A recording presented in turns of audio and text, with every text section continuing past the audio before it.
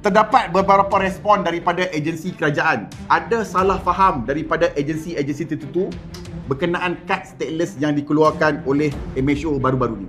Saya dapati bahawa ada daripada pihak agensi tertentu melihat dengan cara yang salah. Saya ingin memberikan respon. Nombor satu, MHO tidak pernah mendakwa kad stateless ini merupakan dokumen kerajaan. Ini bukan dokumen kerajaan. Tidak pernah mendakwa MHO mempunyai kuasa kelayakan untuk mendapatkan MyKAS. Dan tidak pernah menjamin bahawa siapa yang pegang kad stateless ini akan diberikan MyKAS. Kita telah jelas dengan begitu clear. Kad ini bukan kad kerajaan Malaysia. Kad ini bukan kad menjadi jaminan untuk dapat MyKAS. Sebaliknya, penentuan dan kelayakan mengeluarkan MyKAS merupakan bidang kuasa agensi kerajaan. Apa yang MHO bangkitkan adalah satu mekanisme, kriteria, panduan yang digunakan dalam menyelesaikan isu MyKAS. Jadi, kad ini tidak ada kaitan langsung dengan JPN. Kad ini adalah usaha MHO memperjuangkan kepada masyarakat stateless sebagai kegunaan rekod MHO supaya individu yang kami juangkan ini berada dalam perhatian kami, dan kami sedang usahakan supaya kerajaan melonggarkan syarat-syarat MyKAS yang ada.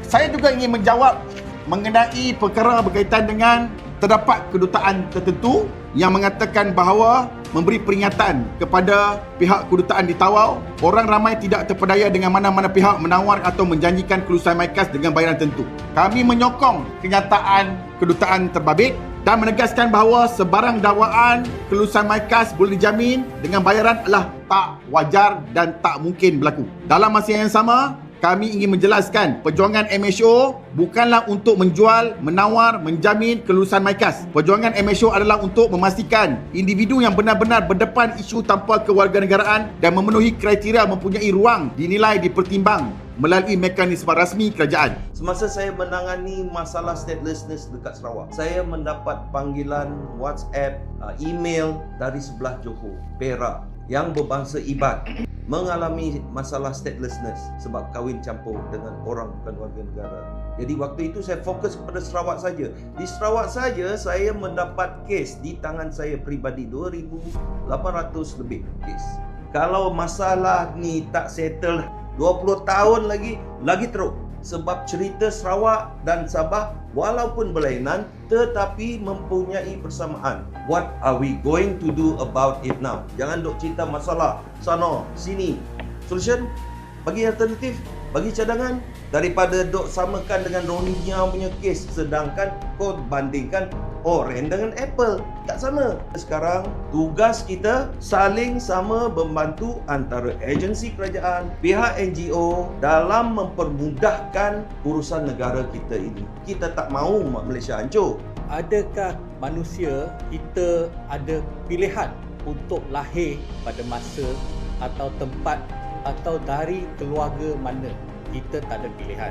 Kita harus bersyukur kita sendiri beridentiti. So, apa salahnya kita bertimbang rasa, hulurkan tangan, berjuang untuk warga-warga stateless ni? Apa salahnya? Sejak diorang tak ada pilihan pun, takkan kita biarkan benda ni berlaku bertahun-tahun, berabad-abad lagi?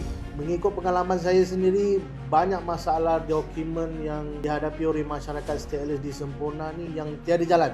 Bila mereka nak berurusan, kebanyakannya tiada urusan. Ada antara ibu bapa mereka yang dah pemegang IC. Sebagai contoh, bapaknya IC tapi berkahwin dengan wanita yang tak ada dokumen, maka anaknya ni ada masalah dokumen, langsung tak didaftarkan. Apabila dia nak mendaftar ke agensi yang berikut, ditolak. Saya pun nak memberi sedikit nasihat supaya agensi ni berhemah dan berintegriti untuk melayan masyarakat yang berada di Semporna ni. Kebanyakan mereka ni apabila berurusan kadang-kadang langsung tak dilayan, mereka tak tahu nak ke mana. Sebab tu mereka datang ke MHO untuk mengadu dan meminta bantuan. Kalau ikut congakan yang dibuat oleh Datuk Isham, mungkin sekitar jutaan bilangan mereka di Sabah. Dan kalau ikut data ataupun maklumat daripada media yang saya baca, sekitar lebih kurang 300,000 stateless di Semenanjung.